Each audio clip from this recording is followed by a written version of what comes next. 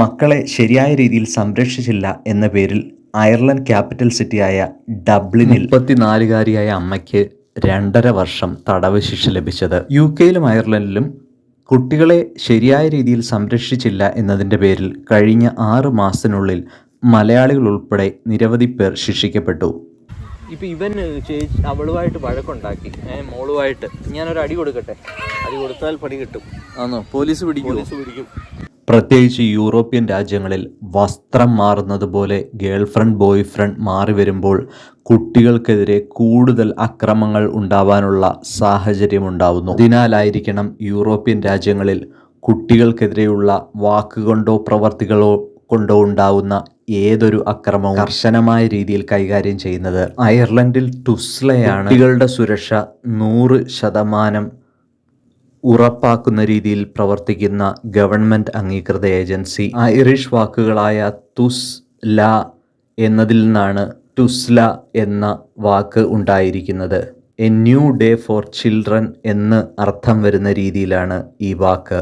ഒരു അസുഖം വന്നോ എന്തെങ്കിലും ഒരു ഫ്രാക്ചർ വന്നോ കുട്ടിയെ ഹോസ്പിറ്റലിൽ കൊണ്ടുപോയാൽ പോലും മാതാപിതാക്കൾക്ക് കുട്ടികളോടുള്ള അശ്രദ്ധ മൂലമാണോ കുട്ടിക്ക് എന്തെങ്കിലും അസുഖം വന്നത് എന്ന് അവിടുത്തെ ഡോക്ടറും നേഴ്സും അല്ലെങ്കിൽ ഹെൽത്ത് കെയർ വർക്കറും പൂർണ്ണമായി ചോദിച്ച് മനസ്സിലാക്കുകയും സംശയം തോന്നുകയാണെങ്കിൽ ടുസ്ലയിൽ വിവരമറിയിക്കുകയും ചെയ്യും. ടുസ്ലയിൽ പരാതി ലഭിച്ചാൽ 30 ദിവസത്തിനുള്ളിൽ അവർ ഇൻവെസ്റ്റിഗേഷൻ നടത്തി റിപ്പോർട്ട് സമർപ്പിക്കും. ഒന്നിൽ കൂടുതൽ തവണ കുട്ടികൾക്ക് അടി കിട്ടിയിട്ടുണ്ടെന്നോ മാതാപിതാക്കൾ തമ്മിൽ സ്ഥിരം വഴക്കുകളുണ്ട്, സ്വന്തം സുരക്ഷ നല്ലതല്ല എന്നൊക്കെ കുട്ടികൾ ടുസ്ലയിലെ ഉദ്യോഗസ്ഥരോട് പറഞ്ഞാൽ ഒരുപക്ഷെ കുട്ടികളെ തന്നെ നമുക്ക് നഷ്ടമായെന്നിരിക്കും. കുട്ടികളുടെ സംരക്ഷണം ടുസ്ല ഏറ്റെടുക്കുകയും ചെയ്യും. ഇത്രയും കർശനമായ നിയമങ്ങൾ ഉള്ളതുകൊണ്ട് കുട്ടികൾ കൂടുതൽ സംരക്ഷിക്കപ്പെടുന്നു, കുട്ടികൾക്കെതിരെയുള്ള അതിക്രമങ്ങൾ കുറയുന്നു എന്നുള്ളത് വാസ്തവമാണ്. ഇത്രയും കർശനമായ നടപടികളെ ഉൾക്കൊള്ളാൻ നമ്മൾ മലയാളികൾക്ക് സാധിച്ചെന്ന് വരില്ല. ഇവിടെ അബ്യൂസുകൾ കൂടുതലാണ്. ഇവിടെ അതിന്റെ കാരണം ഇല്ലേ? ചൈൽഡ് അബ്യൂസ് ഒത്തിരി ഉണ്ട്. അതിന് കാരണം എന്തായിരിക്കും? കാരണം ഒരേ അപ്പനും അമ്മയ്ക്കുള്ള പിള്ളേർ തന്നെ ആയിരിക്കണമെന്നില്ല കൂടെ താമസിക്കുന്നത്.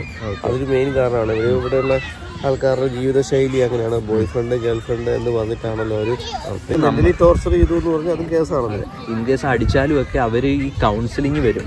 അവർ അങ്ങനെ കൗൺസിൽ ചെയ്യുമ്പോഴത്തേക്ക് നമ്മളിങ്ങനെ അടിച്ചു എന്നൊക്കെ അറിഞ്ഞു കഴിഞ്ഞാൽ നമ്മളെ അവർ വിളിച്ച് വാൺ ചെയ്യും.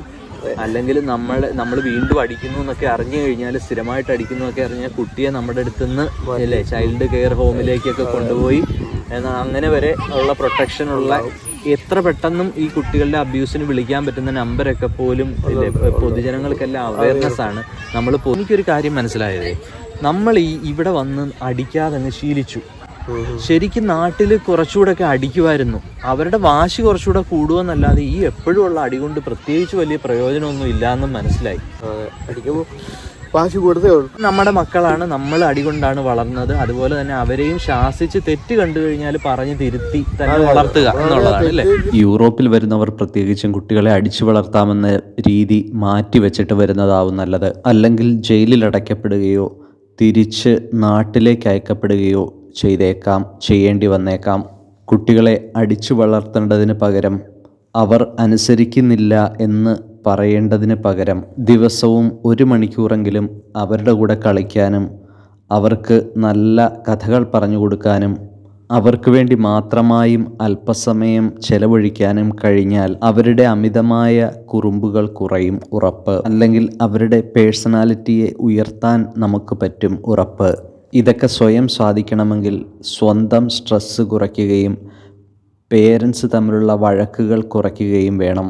ആദ്യം നമുക്ക് സ്വയം നന്നാവാം, എന്നിട്ട് നമ്മുടെ കുട്ടികളെയും നന്നാക്കാം. നന്ദി, നമസ്കാരം.